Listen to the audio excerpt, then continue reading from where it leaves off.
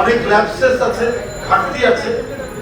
এটা পূরণ করে একটা গুমের একটা আইন করা হবে, যাতে এমন গুমের আইন হয়, যেহেতু আমার পার্লামেন্ট আছে, একটা পার্লামেন্টারি অ্যাক্ট করতে হবে, যাতে ভবিষ্যতে কোন সরকার আসলেও এই নিষ্ঠুর পন্থা, এই অমানবিক পন্থা অবলম্বন করে তার বিরোধী প্রতিপক্ষকে পৃথিবী থেকে, দুনিয়া থেকে অদৃশ্য করার কোন সুযোগ না পায়।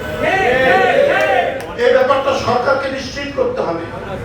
ডক্টর ইউনূস সাহেবের আমাদের গুম অধ্যাদেশ বাতিল করেছে, কিন্তু এর জন্য কি করবেন আপনারা? এই গুমকে নিয়ে নিশ্চয়ই আপনাদের ভালো আইন করতে হবে, এটাই জনগণ চায়।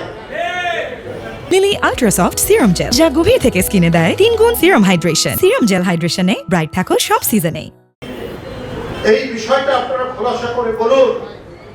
জনগণ প্রত্যাশা করে এই সরকারের কাছ থেকে, যে ডক্টর ইউনূস সাহেবের সময় তখন তারা তাড়াহুড়ো করে করেছে, নিশ্চয়ই অনেক ঘাটতি আছে, সমস্ত ঘাটতি পূরণ করে গুমের উপরে এমন আইন করতে হবে যাতে আর ভবিষ্যতের কোন সরকার কোন ধরনের এই নিষ্ঠুর অমানবিক পন্থা অবলম্বন করতে না পারে।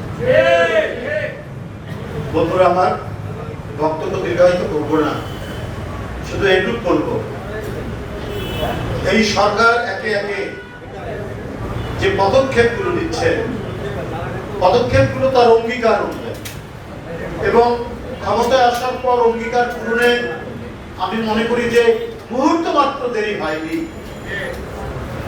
অঙ্গীকারের কথা মাটিতে করতে না করতেই অঙ্গীকার বাস্তবায়ন হতে শুরু করেছে।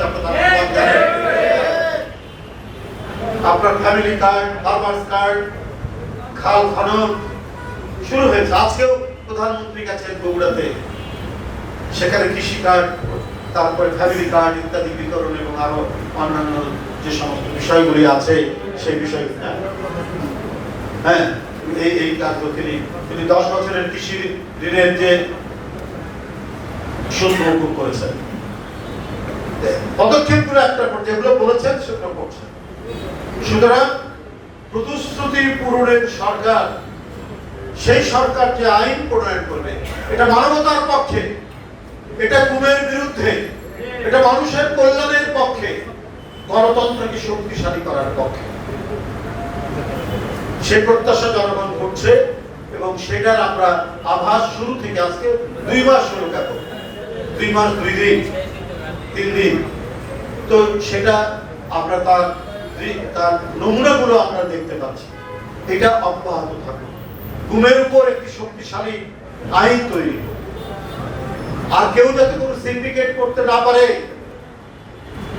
যে সিন্ডিকেটের কারণে শেখ হাসিনা মানুষের কাছে ঘৃণিত হয়েছে, অনেক কারণে ঘৃণিত হয়েছে। নিজের দলের লোককে ঠিকাদারি পাইয়ে দেওয়া, সিন্ডিকেট করে পণ্য নিজেদের নিয়ন্ত্রণে নিয়ে আসা, আদম সিন্ডিকেট থেকে সবজির সিন্ডিকেট, সব আওয়ামী লীগের দ্বারা, সেটা ছিল আইনের শাসন নয়, আওয়ামী গুন্ডাদের শাসন ছিল। তারেক রহমানের নেতৃত্বে সেটি হবে না।